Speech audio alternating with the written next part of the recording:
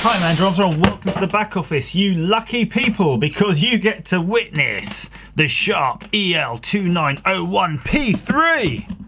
That's right, it's so good, and they made 3 versions of it. Yeah, I don't really know anything about this, apart from you can kind of still buy it. It says it's a 12-digit 2-color printer. And when you pop the lid, you can see there's an inky mechanism thing. Old school style. You can turn it on. Look at that screen. You can do addition. And I actually have played with this for a while, and it's a bit bonkers, actually, frankly. I don't really know what... how accountants use their calculators, so I was trying to figure out what do all these things do, and I didn't, frankly, but I'll just go through some of the stranger looking things. So you can have this, I'll zoom in so you get a good view of this. You have an up 5/4 or down option, so I don't know what we need. Do you need it in the 5/4 mode? Do you need it in the down mode? One or the other. Then you have a rate set, a full stop, a dot mode, and then a GT. Yeah, I think I need a bit of dot mode. And then moving on, we have the A, 0, 1, 2, 3, 6 and F. So depending on your needs, sometimes you feel like you might need a bit of a 3 or a bit of 6, or just drop it back to A, whatever you want to do. There might actually be some sort of built-in calendar on this, because there's a picture of a clock, and then when you hit it, it comes up with a date, and then you hit it a second time, you get a time. So yeah, that could be useful, and that probably explains why on the button there's actually a battery backup.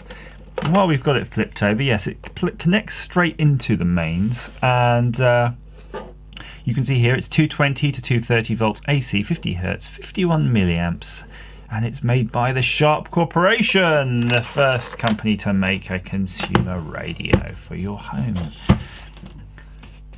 So the first thing you do notice, though, apart from it's got such a nice old school sort of electroluminescent-y type display, is that there's a printer on it. And if you hit... So what I've done, I couldn't get any paper, so I sort of made a bit of paper that we could try, and I'm just going to feed it in the back end. And so this button's a paper feeder. Oh, there we go. Yeah.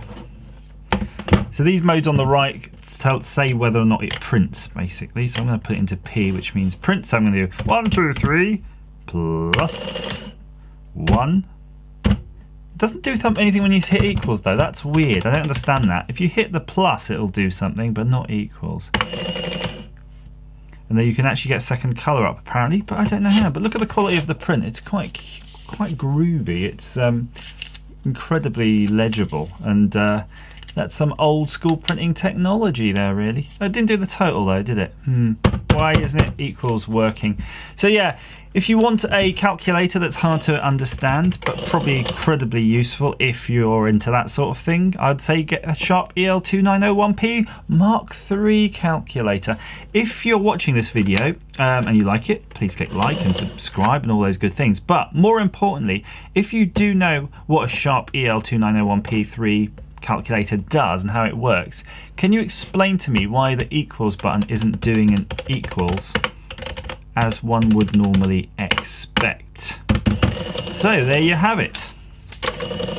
As ever, thanks for watching.